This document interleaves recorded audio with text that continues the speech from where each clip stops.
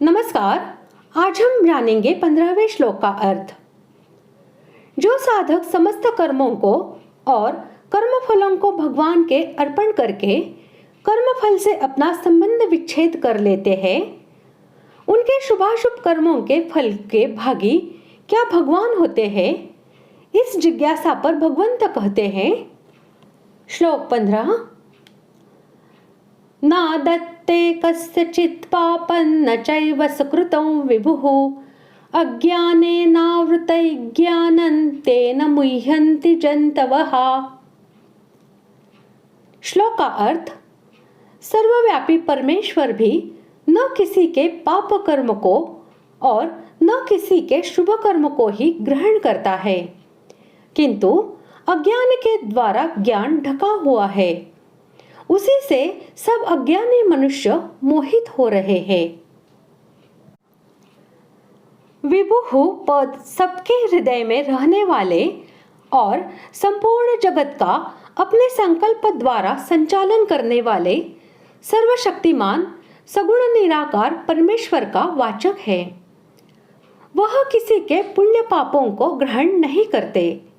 इस कथन से यह भाव दिखलाया गया है कि यद्यपि समस्त कर्म उन्हीं की शक्ति से मनुष्यों द्वारा किए जाते हैं, सबको शक्ति, बुद्धि और इंद्रियां आदि उनके कर्मानुसार वे ही प्रदान करते हैं, तथापि वे उनके द्वारा किए हुए कर्मों को ग्रहण नहीं करते, अर्थात स्वयं उन कर्मों के फल के भागी नहीं बनते।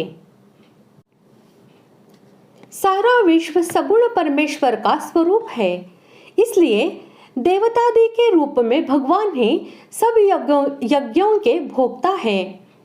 किंतु ऐसा होने पर भी वास्तव में भगवान कर्म और कर्मफल से सर्वथा संबंध रहित है। इसी भाव को स्पष्ट करने के लिए यहाँ यह बात कही गई है कि भगवान किसी के पुण्य पाप को ग्रहण नहीं करते। अभिप्राय यह है कि देव, मनुष्य आदि के रूप में समस्त यज्ञों के भोक्ता होने पर भी तथा भक्तों द्वारा अर्पण की हुई वस्तुएं और क्रियाओं को स्वीकार करते हुए भी वास्तव में उन सब से उसी प्रकार संबंध रहित है, जैसे जन्म लेकर भी भगवान अज है, सृष्टि की रचनादि कर्म करते हुए भी अकर्ता ही है।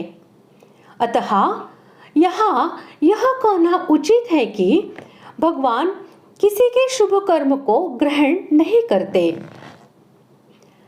यहाँ यह शंका होती है कि यदि वास्तव में मनुष्यों का या परमेश्वर का कर्मों से और उनके फल से संबंध नहीं है, तो फिर संसार में जो मनुष्य यह समझते हैं कि अमुक कर्म मैंने किया है, यह मेरा कर्म है, मुझे इसका फल मिलेगा, यह क्या बात है?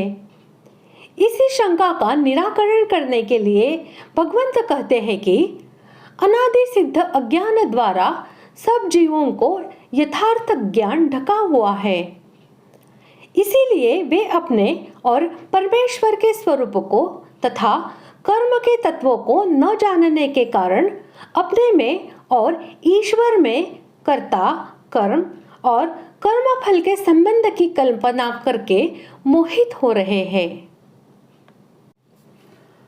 भगवान ने जंतवः पद देकर मानो मनुष्यों की ताड़ना की है कि जो मनुष्य अपने विवेक को महत्व नहीं देते, वे वास्तव में जंतु अर्थात पशु ही हैं, क्योंकि उनके और पशुओं के ज्ञान में कोई अंतर नहीं है।